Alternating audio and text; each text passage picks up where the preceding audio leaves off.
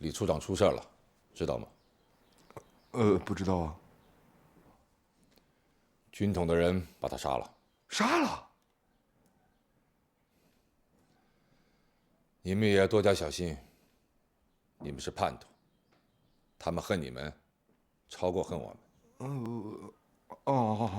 This intense scene comes from Yu Zecheng's performance after assassinating the traitor Li Haifeng. He has to return to work as if nothing happened, and his facial expressions are absolutely brilliant. He perfectly portrays the psychological tension of a double agent. Hi everyone, this is the China Reel, and today we continue with the second episode of Leighton. Your support is my biggest motivation to keep updating. After a day's work, Yu Zeking turns on the radio. Upon hearing a broadcast announcing his heroic death, Yu Zeking immediately starts packing, ready to flee. He thinks he's now a ghost within the Military Intelligence Bureau and can finally go find Zuo Lan. However, the investigators from the Wang puppet government have already discovered the work pants and tire tracks he accidentally left near Li Haifeng's death scene. Although Yu completed his mission flawlessly, his nervous reactions suggest he was under immense pressure. Back then, there was no DNA testing technology, but the tire tracks revealed that he was driving a Dodge high-end imported car that wasn't accessible to just anyone. The investigators quickly suspected that this was the work of someone inside the Wang puppet government, narrowing the scope significantly and putting Yu in extreme danger. Just as he finishes packing and opens the door, a man in black appears. 于先生，请跟我走一趟，有人想见你。你认错人了吧？我姓毛。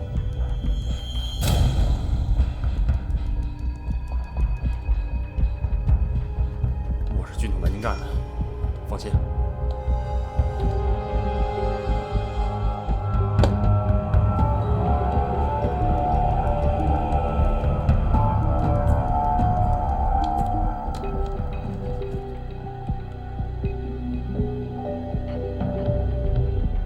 In this critical moment, Isa King remains calm, sticking to his alias Lao Wenji without revealing any cracks. He's taken to meet Station Chief Chen at the engine station, who, despite being 3 ranks higher, salutes him first, showing great respect. Chief Chen then introduces him to Isaigen, an envoy sent by Dai Li. 委员长听到刺杀李海峰成功的消息，连说了3个好，戴局长也立即为你请了功。分内的事儿，为党国，为抗日，学生不惜生命。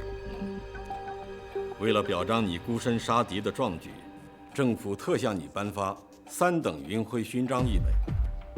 受戴局长的委托，我在此也转告你，晋升少校的嘉奖、勋章、晋升令以及表彰仪式，要等你回到重庆后一并举行。However, now that the mission is accomplished, surely he can return to Chongqing, right? Not so fast. The Ziming relays Dai Li's orders. You must continue his undercover work. Last month, a batch of critical strategic supplies was intercepted by the Japanese while being transported from Shanghai to Chongqing. V is responsible for negotiating with the Japanese, while Yu is tasked with using the Communications Division's radio to maintain contact with Chongqing. The code book will be delivered to him. Yu Zeking expresses concern, suggesting that using the commercial radio station would be safer. But the Ziming dismisses his worries, telling him to use Ding Moken as a cover if questioned, claiming it's related to business intelligence exchanges between Ding and Chongqing.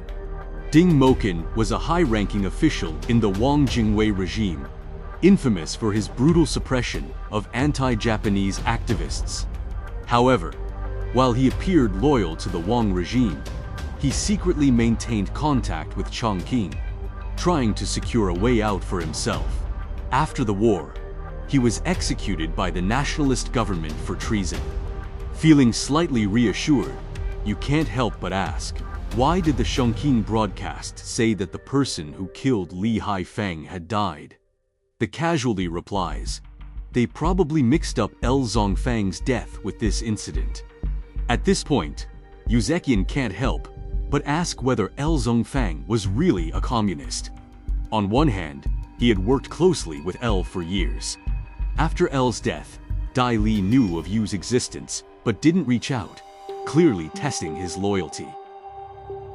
吕宗方就是共党的内鬼，2年前在西安被策反的，这种人必须彻底消除。对你来说，也是个警示啊。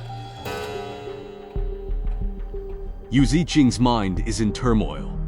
He still can't return to Chongqing.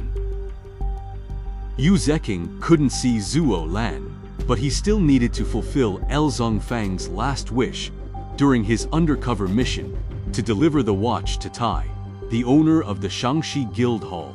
After meeting Tai and handing over the watch, Yu finally felt at ease and prepared to leave. However, Tai repeatedly urged him to stay, not only revealing that he knew Yu's real name, but also explaining that El Zongfang had left the watch as a way for Yu to meet someone here. Realizing they were communists, Yu felt that his visit was already a huge risk. He pulled out his gun to warn them, but when he opened the door to leave, standing there was his long-lost fiancée, Zuo Lan. Yu's smile froze as Tai interrupted him. Zuo Lan's presence here meant she was also a communist. Yu's heart was a mix of shock and joy, but as Zuo Lan openly revealed her stance, he gradually calmed down. It turned out that Yu's mission had already been relayed to Zuo Lan by El Zongfang. Zuo Lan looked at Yu with anticipation, expressing not only her desire to see him, but also her hope that they could go to Yan'an together. Yu was stunned. He hadn't expected that El Zongfang had been assessing him for the past 2 years. The previous warnings were merely superficial. El had seen through Yu's heart, which was driven by patriotism and a desire for peace, regardless of political affiliation. Zuo Lan assured Yu that Yan'an highly valued him and that there would be no danger. However, the first word that flashed through Yu's mind was betrayal. He insisted that the Japanese were on the verge of defeat, and the future of China belonged to all Chinese people. He told Zuo Lan, 别再说了，左兰。日本人眼看就不行了，将来这个国家都是中国人的。现在谈什么你叛变我，我叛变他，有什么意思呢？重庆、延安将来还不是一家？ Yu still held on to the belief that all Chinese are one family, and he rejected the idea of mixing complex political factors into their personal lives. Zuo Lan's expression turned cold. She stated that she must go to Yan'an. If Yu believed peace would come, they could marry after that. Seeing Zuo Lan so firmly promoting her new beliefs, Yu's heart wavered not in his stance, but in his trust that Zuo Lan had always loved him wholeheartedly. He couldn't help but ask, 你到底是真的爱我，还是共党的美人计？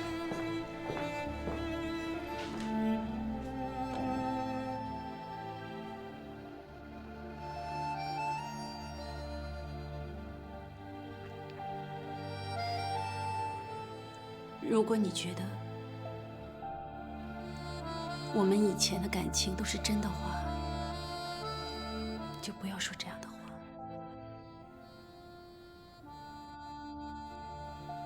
If Zuo Lan had approached him with ulterior motives from the beginning, what did all his heartfelt efforts mean? Yu was deeply hurt. Although Zuo Lan didn't directly deny it, her sorrowful expression seemed genuine.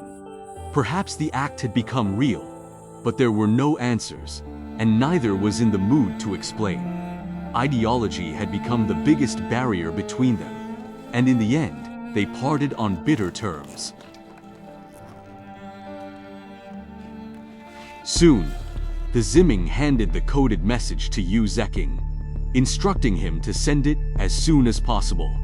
Little did anyone expect that this message would become the heaviest blow to Yu's already low spirits, planting the seeds for a shift in his loyalties. It turned out that the so-called strategic supplies were a complete lie.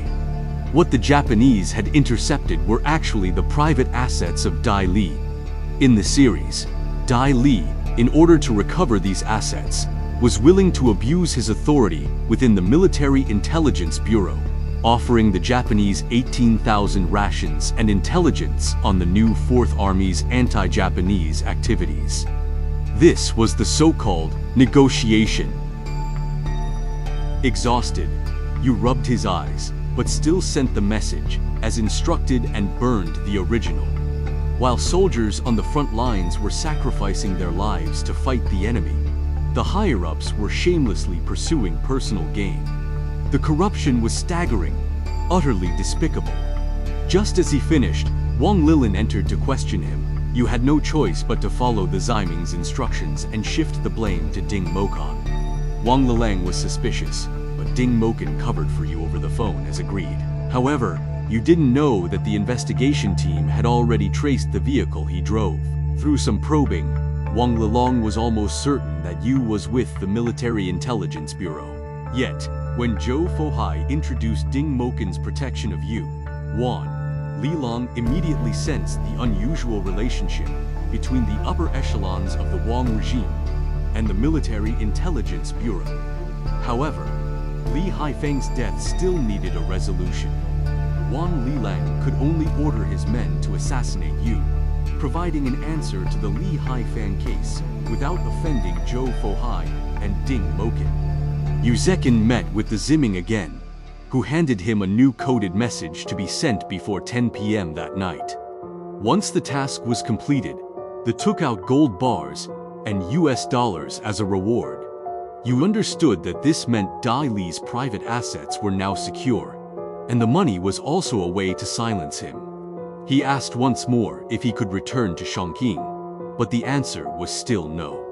The Ziming grandly conveyed the orders to continue the undercover mission and deal with the Japanese. Yu Zecheng's eyes were filled with confusion, exhaustion, and a hint of numbness. He murmured, "I feel like my work now isn't like fighting." After parting ways, the Ziming immediately immersed himself in wine and women with the Japanese, completely losing himself. This scene struck you as utterly absurd. He couldn't help but recall Zuo Lan's words, feeling that something within him was gradually changing. Silently, he walked down the street, giving the gold bars and US dollars he had just received to a beggar on the roadside. Then, he made his way to the street in front of the Shaanxi Guild Hall. And an assassin had been telling him she in the area was deserted. The assassin immediately struck. You, already alert, fought back single-handedly. With a swift murmur, he turned the gun around and ended the assassin's life. However, another man emerged from the alley, a subordinate of Wan Lilang. He shot you, causing them to collapse. Worried about being slain, the assassin hurriedly fired another shot before fleeing. Hearing the gunshots, Tai, the owner of the guild hall, rushed out with his men after the assassin left and took you inside for emergency treatment. Fortunately, this small guild hall had a fully equipped operating room and medical staff, saving Yu's life. However, Wan Lilang also arrived at the scene.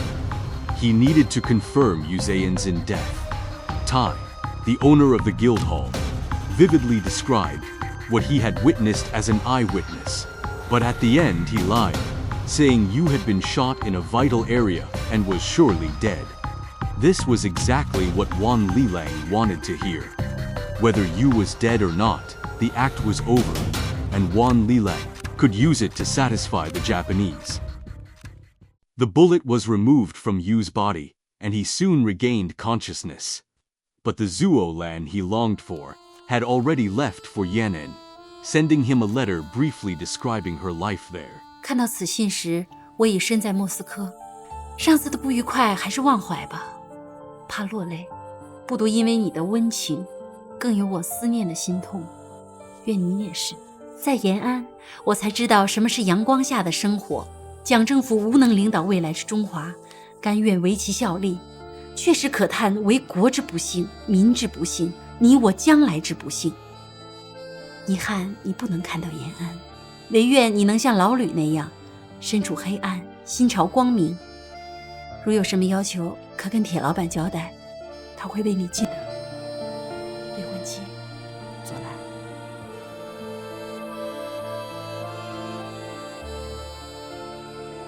Tai took you to a remote village to recover, giving him a period of peace. But this idyllic life couldn't last forever. One day, Tai visited and you asked about the outside world. Tai mentioned the most significant recent news: the Potsdam Declaration issued by China, the US, and the UK, demanding Japan's surrender. Then, Tai shifted the topic, mentioning Shangguan Yongshang's attacks on the liberated areas in western Zhejiang. He asked you, which news are you interested in? The subtext was clear. With victory over Japan imminent, the nationalists were already planning to deal with the communists and start a civil war. Yu Zeking was surely even more disillusioned. By asking which news you wanted to hear, Tai was also probing which side you would ultimately choose. You understood this perfectly. Finally, he realized how naive he had been to believe the Military Intelligence Bureau was the revolution, and the revolution was about resisting Japan. He decided to join the Communist Party and expressed his desire to go to Yan'an to reunite with Zuo Lan. Yu Zeking has decided to join the Communist Party. But will things go as he expects? How will the communists treat this season's spy? This is the China Reel. Don't forget to subscribe, and we'll see you in the next episode.